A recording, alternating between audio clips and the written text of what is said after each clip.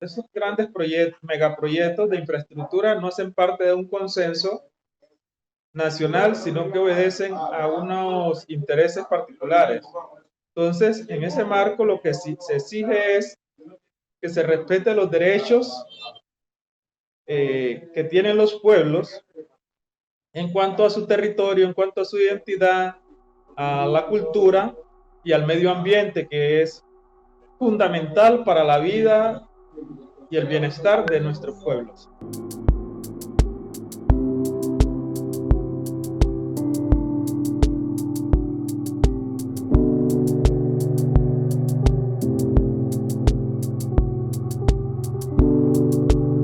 En un país con todo el camino por recorrer en materia de competitividad y que busca, con el acelerador a fondo, ponerse al día en infraestructura tras un atraso de más de 30 años y con recursos económicos limitados, resulta determinante preguntarse cómo se está gestando este modelo de desarrollo de grandes obras y cuál es la responsabilidad de cada uno de los actores protagonistas, cómo entran en esa discusión las asociaciones público-privadas y el modelo de Project Finance. En Colombia, las APP se han entendido como una metodología contractual, es decir, un contrato que celebra un privado con el público, y en Colombia específicamente tiene unos requisitos y es para hacer principalmente proyectos de infraestructura de una magnitud importante y bueno, no hay limitaciones mayores en sectores, salvo algunos específicos que tienen una reglamentación muy específica para desarrollar ciertos contratos.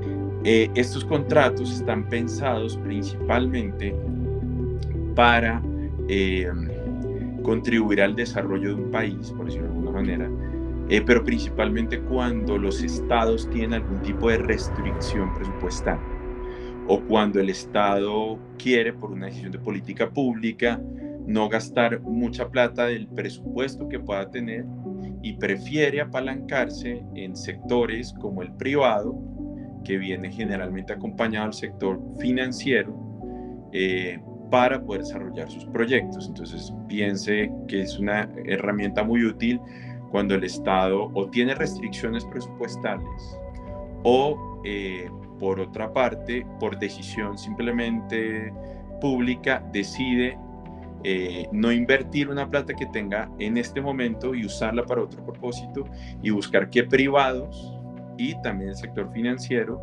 le financien la ejecución de una obra pública para que en un tiempo posterior el Estado les pague esa inversión, por decirlo de alguna manera, con una rentabilidad después de que el bien ya esté funcionando. Entonces, ¿qué es lo bueno de estas figuras? Lo bueno de esta figura es que permita la ejecución de proyectos públicos, principalmente en momentos de restricción presupuestal. Son proyectos que típicamente son más costosos que simplemente el Estado salir y contratar a alguien teniendo la plata del presupuesto, pero por el otro lado está lo que se ha denominado la teoría del costo-beneficio, y es, o lo que se denomina, se ha denominado en teoría internacional el value for money, y es cuál es el valor real que le da un proyecto al dinero público, y no solo en cuanto a rentabilidad, sino también en beneficio a la sociedad en temas de conectividad. Cuando estamos hablando de responsabilidad, por ejemplo, uno como sociedad civil o una persona desde una comunidad que se ve directamente impactada, como por ejemplo una comunidad indígena porque pasa una carretera por un territorio, digamos que siempre el mecanismo de protección o la acción que se tomaba era frente al Estado. Digamos que el Estado es el principal obligado a garantizar estos derechos de las comunidades. Pero ¿qué pasa? Se ha identificado que el Estado a veces resulta insuficiente en sus respuestas, resulta demorado y se empieza a ver como, bueno, ¿qué más podemos hacer? ¿Qué otras estrategias? Se está repitiendo este tipo de dinámicas en todos los proyectos. Entonces, pues, si no está funcionando por acá, ¿con quién más podemos hablar? Entonces, como hemos hecho en otros espacios, como se ha visto en otros megaproyectos, se va y se toma incidencia directamente sobre quienes financian los proyectos, que también tienen una voz muy fuerte. Es decir, si una persona, si un banco no quiere financiar un proyecto, pues el proyecto simplemente deja de ser inviable. Y esto pasa y resulta común, especialmente con la banca multilateral. La banca multilateral exige ciertas obligaciones a las sociedades, a las empresas, al Estado sobre el desarrollo de megaproyectos, que si no se van cumpliendo, estos tienen la capacidad de retirar el financiamiento. Pues los financiadores debían de tener evaluadores, equipos que evalúen, no que los gobiernos y los dueños de los proyectos sean los que hagan el seguimiento. Debe haber, por parte de los financiadores, unos equipos de profesionales idóneos que puedan hacer seguimiento al cumplimiento de los acuerdos si es que se han dado, o evaluar si en verdad los procesos de consulta y consentimiento se han dado en el marco de los estándares internacionales. Insisto, los estándares internacionales son claves para que los procesos de consulta pues se surtan en debida forma. Pero alguien tiene que financiar todas esas grandes obras. No solo la banca local, también involucra a la banca multilateral, objeto de estudio del equipo de las investigadoras de la Asociación Ambiente y Sociedad, teniendo en cuenta que el Project Finance no es una figura fácil de entender. Project Finance es una financiación de proyecto. Y el Project Finance, por definición, y voy a tratar de decirlo de la forma más fácil, es la capacidad que tiene un proyecto de pagarse y pagar a sí mismo, por decirlo por sí mismo, la financiación que se ha tenido del proyecto. El Project Finance es una metodología de ejecutar y financiar proyectos, típicamente financiados por el sector financiero, que son los que más al final financian el proyecto, en una parte, en algunos casos, también financiado por recursos de quien resulta adjudicatario, en contraposición a aquellos proyectos que en principio no requerirían financiación del sector financiero y se podrían ejecutar solo con recursos de capital, no de financiación. Entonces eso es lo que sería un Project Finance y cómo se articula en proyectos de APP. Entonces por eso es que en proyectos de APP, cuando uno habla de asociaciones público-privadas, uno habla también de Project Finance, porque al final esos proyectos no los está pagando totalmente directo el Estado, sino requiere que venga un banco que tiene que conseguir quien se quedó con el proyecto para convencer al banco que le preste esos recursos para poder ejecutar la obra y después pagarse con la inversión que provenga, con los recursos que genera el propio proyecto. En Ambiente y Sociedad estamos muy interesados en el seguimiento y la implementación de los derechos humanos en materia ambiental en Colombia. Esto nos llevó a tener un especial interés en el análisis de algunos actores distintos a los gobiernos, como es el caso de la banca multilateral y bancos nacionales, como es el tema del Banco Mundial o el Banco Interamericano de Desarrollo, que tienen un rol fundamental en la implementación de cualquier cartera de desarrollo en un país de América Latina, del Caribe o del mundo. Estas entidades son las que financian estos proyectos, entonces es importante que las comunidades conozcan este rol y también sepan que pueden acceder de manera sencilla. Es por esto que en Ambiente y Sociedad, a través del área de banca y derechos socioambientales, estamos investigando, monitoreando estos proyectos y estos actores y llevando esta información a las comunidades para incidir en la agenda de derechos humanos dentro de ellas. El desarrollo es necesario incluso para que las comunidades tengan acceso al Estado, porque realmente el problema ha existido que el Estado nunca ha llegado o no ha querido o no ha podido llegar a zonas remotas. Pero para que el Estado pueda llegar a zonas remotas tiene que existir infraestructura para que el Estado llegue. Y eso es algo que es muy importante para las comunidades. Ahora, el debate también que siempre ha existido es el tema de la protección de las comunidades en la ejecución de este tipo de proyectos y sobre todo cómo se consultan a las comunidades y dos, cómo se logra una adecuada articulación con la comunidad. Ahora, para eso existe claramente normativa y habla sobre el tema de consultas previas y lo que pasa es que en Colombia no se ha podido reglamentar el tema de la consulta previa y es un eterno debate sobre la necesidad de contar con una ley que pueda reglamentar el tema de las consultas previas. ¿Por qué? Porque uno sí en la práctica ve proyectos que se encuentran frenados por el tema de no haberse previsto de manera adecuada la consulta en un comienzo, pero también porque o las consultas aparecen después cuando ya hay afectación, o también tres, que yo lo he visto en varios casos, grupos de comunidades o grupos que dicen articular o dicen defender a las comunidades, pero al final están buscando provechos simplemente económicos. Entonces, si uno mete esas tres temas dentro de un mismo saco, encuentra unas problemáticas tremendas. Sí hay ciertos casos en los que hay proyectos que pueden llegar a afectar a una comunidad, pero también lo que resulta difícil con ciertas, sobre todo precedentes judiciales que han existido, es que se entiende, por ejemplo, por la zona de influencia de una comunidad en un proyecto.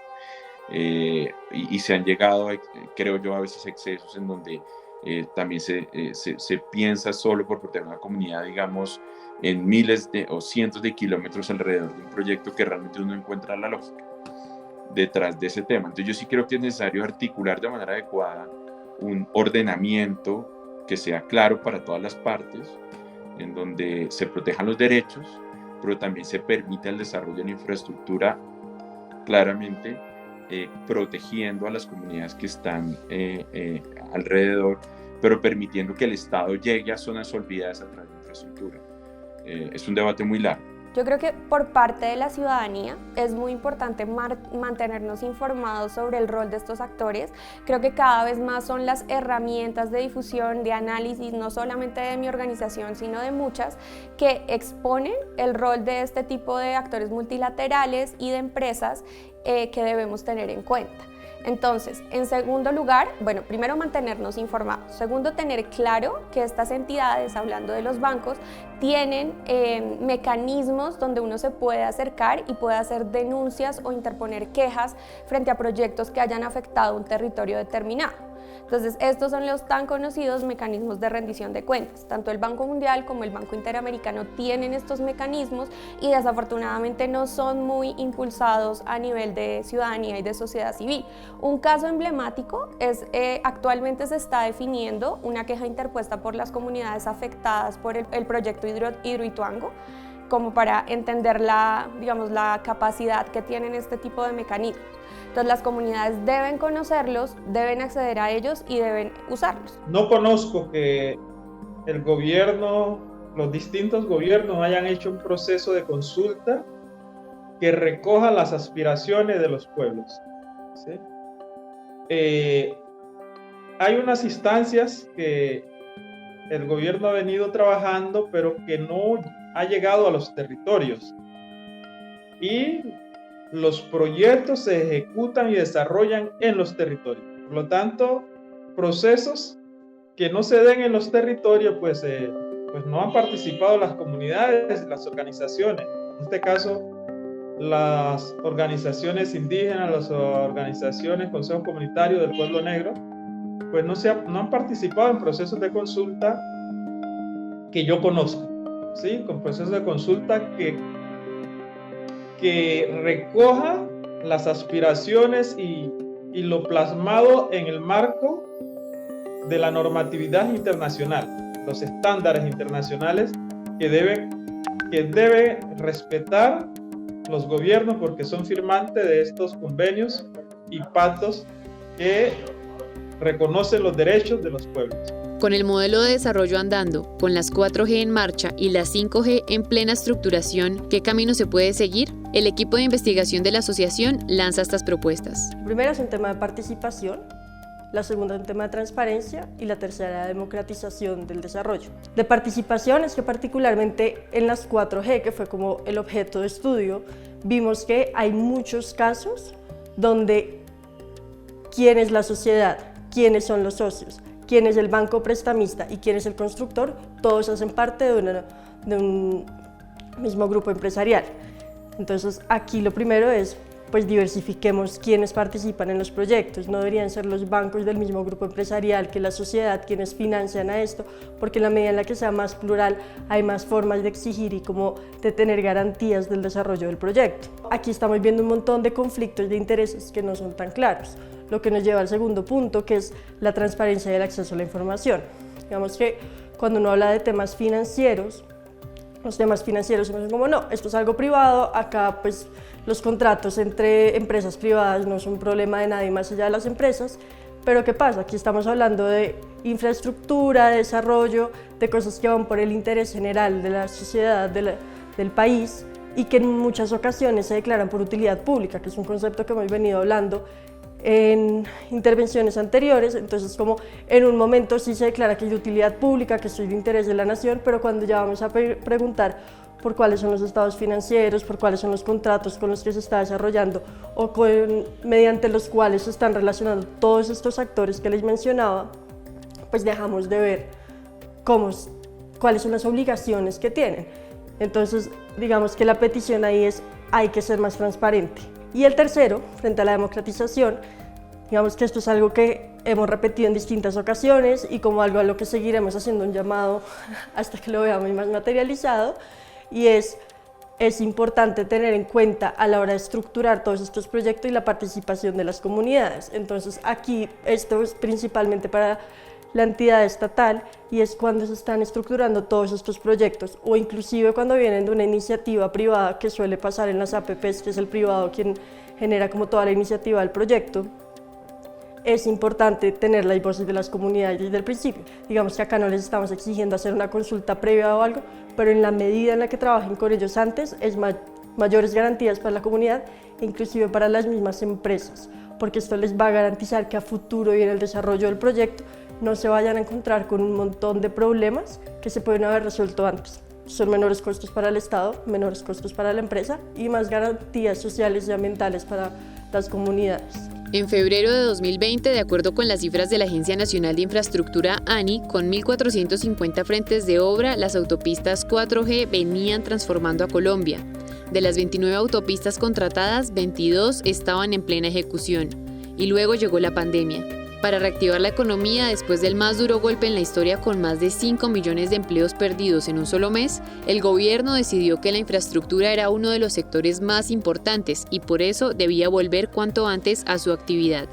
Así fue, se reactivó, pero el debate que mantienen vivo las comunidades y ONG sobre este modelo de desarrollo advierte que no son escuchados los directos afectados. La posición oficial es clara. De acuerdo con la Ley de Infraestructura, si no se supera la etapa de consultas a las comunidades, simplemente el proyecto no se puede desarrollar, le dijo al Espectador Diego Morales, vicepresidente de Planeación, Riesgos y Entorno de la ANI. Y fue claro que sobre este modelo de desarrollo son muchas las variables que se tienen en cuenta e involucran temas sociales, ambientales y económicos. No es simplemente una decisión arbitraria.